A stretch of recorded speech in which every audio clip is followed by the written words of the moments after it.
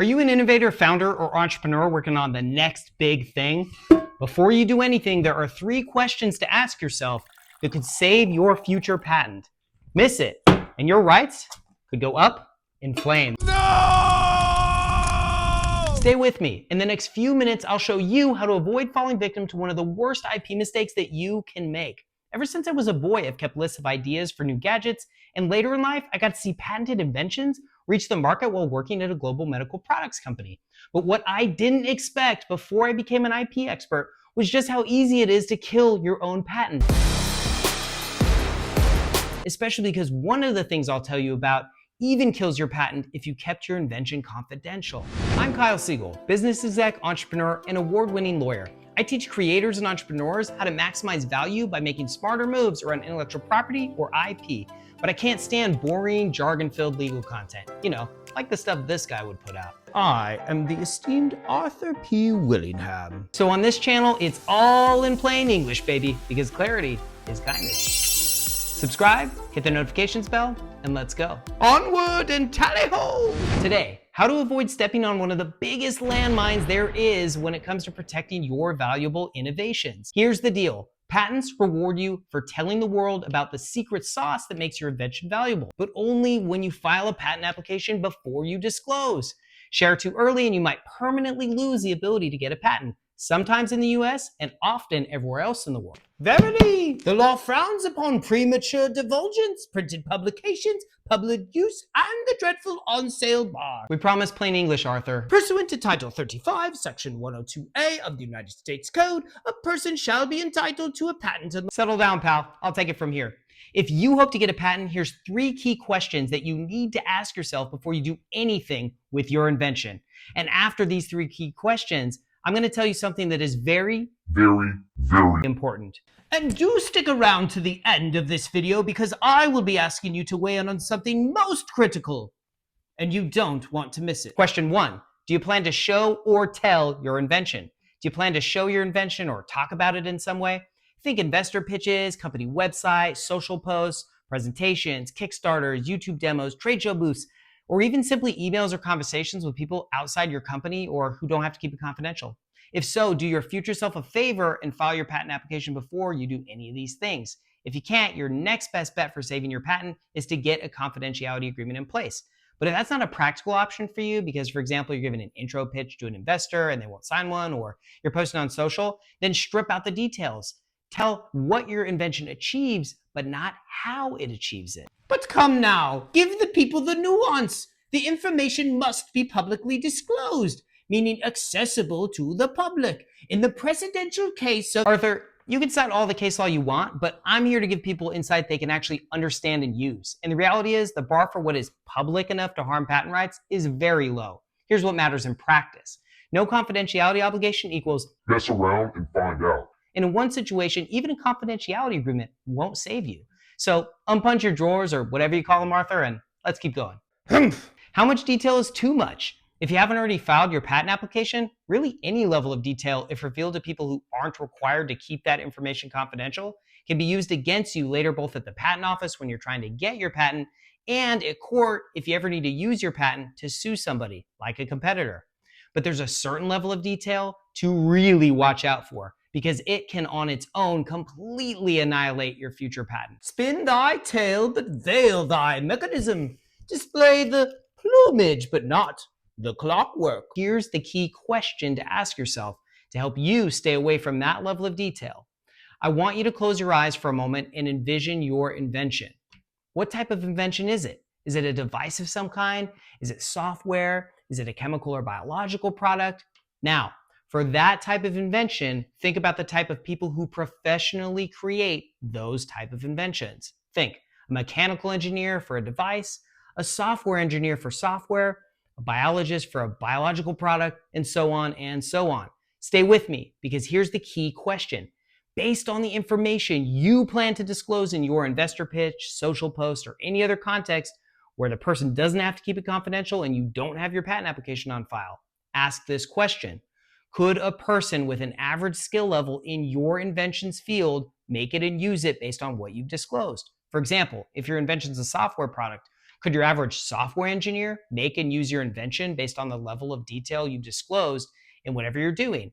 If the answer is yes, or even maybe, you need to strip out more of the details until you get to a confident no.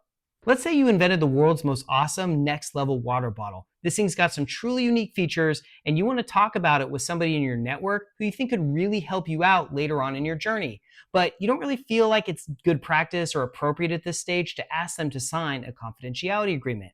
Look, you're not going to talk about the fact that it has a unique double wall design where you inject this specific 20, 30, 50 blend of different gases to keep liquids cool for a super long time. And no, you're not going to talk about the fact that it has titanium flakes mixed into the external coating material, and that's what makes it so much more resistant to dents if people drop it. What you are going to do is you're going to say, this thing keeps things cold for a week. And this thing is 3x more resistant to dents. You focus on what your invention can achieve. You don't talk about exactly how your invention achieves it. Give them but a morsel to capture their intrigue, and then they will sign the coveted confidentiality agreement. Arthur, actually, that's kind of solid. Before we go any further, it's time to smash that like button and hit subscribe. I, for one, bid you unsubscribe this buffoon. Question 2, do you plan to sell your invention? Do you plan to sell your invention, for example, because it's incorporated into a product? Or do you plan to do things like run a paid pilot or use a pre-order page on your website, send quotes or purchase orders to a potential customer, that kind of stuff? If the answer is yes, do your future self a favor and file your patent application before you do any of these activities. Remember earlier when for the tell it or show it question, I said your next best bet for saving your patent is to put a confidentiality agreement in place?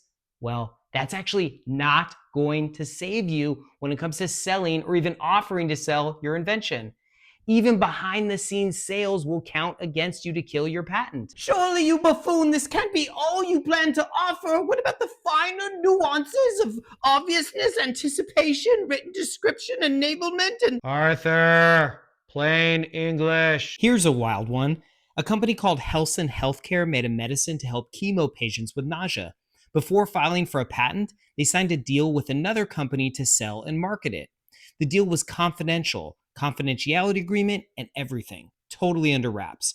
A few years later, Helsinn finally files their patent application, secures a patent, and sues a competitor for copying their medicine.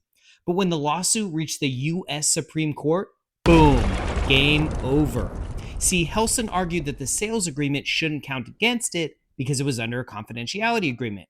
But the justices said, nope, sorry, a sale's still a sale, even a secret one. And since Helsinn made that deal more than a year before filing, the patent claims they asserted against their competitor were invalid.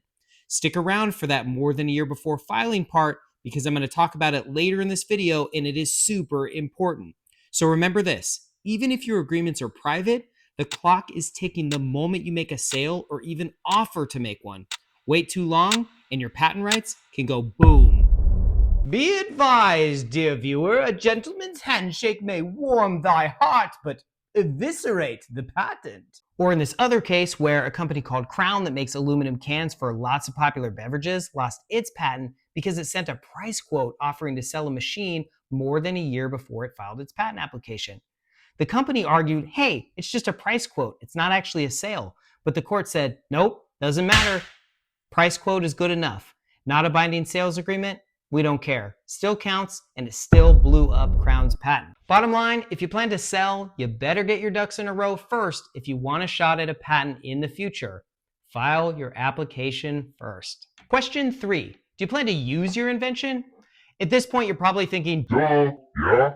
of course I plan to use my invention. That's why I invented it. What's with this guy asking if I plan to talk about or sell or use my invention? Of course. Yes, yes, yes. But that's exactly the point here. All of these things are very normal, rational things to do. And that's why so many innovators and entrepreneurs fall victim to the consequences of doing them the wrong way or at the wrong time. So not if, but when you use your invention, avoid using it publicly unless you already have your patent application on file. Using your own invention behind closed doors, that's not a problem. No issue there. But using your invention where others can freely see it in action, that's a problem. Like in this case, where a company called Minerva Surgical exhibited its surgical device at a medical trade show more than 1 year prior to filing its patent application. Minerva demonstrated the device at its booth, but it didn't let anyone actually touch or handle the devices. The court said, nope, don't care. Demoing your invention for people who aren't under a confidentiality obligation is sufficient to light the fuse. And kaboom, the company's patent was a goner. Now, this bit of information is critically important. Timing matters. In the United States, you get a limited safety net or grace period. If you sell or publicly disclose, show, or use your invention before you filed, you actually have up to 1 year to get that patent application on file still. But you miss it and you may be out for good. Plus, other countries are even more strict. In many cases, there's no grace period at all, or at least not one as broad and long as in the US. You make a mistake before filing and your rights, they go up in smoke. Poof. In foreign realms, there is no grace. Disclose today, repent tomorrow. Arthur! Bottom line, want US and global options? File before you show, tell, sell, or use your invention. Look, here's the deal. If you accidentally disclose something about your invention and you're concerned, it's worth having a patent lawyer analyze the facts, including comparing what you actually disclose to what you actually claim in your patent or you'd want to claim in your future patent application. Many people, including some patent lawyers, quickly rush to judgment or to a conclusion and assume that any disclosure has destroyed all the patent rights available, when in reality, looking at the detail of what actually happened is super important. And in some cases, what appears to be a bad public disclosure doesn't look quite as bad once you dig into those details. So don't panic, but do get a professional to take a look for you before you assume that you've totally blown it. What do you mean some patent lawyers, you twit?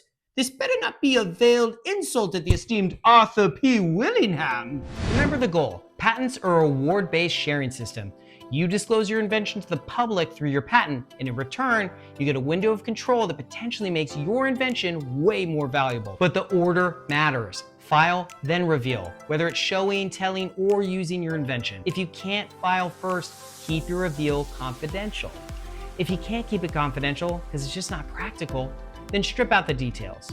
Focus on what your invention does, but not how it does it. And remember, when it comes to selling or even offering to sell your invention, conducting the sale behind closed doors or even under a confidentiality agreement won't save you. You've got to file first. Proceed, inventors, file bravely, and only then proclaim. If you like this type of quick-hitting, plain English breakdown crafted specifically for innovators and entrepreneurs, and you want me to make more content like this, let me know, and more importantly, let the algorithm know by liking, subscribing, hitting that notifications bell right now, and sharing this video with an innovator or entrepreneur in your life. Comment below. What's one thing you learned in this video that surprised you or you didn't know before? Or is there one thing you want me to clarify even further in the comments or in a future video? And more importantly, comment below if you'd like to see yours truly, Arthur P. Willingham, take down this simpleton Kyle in a rap battle.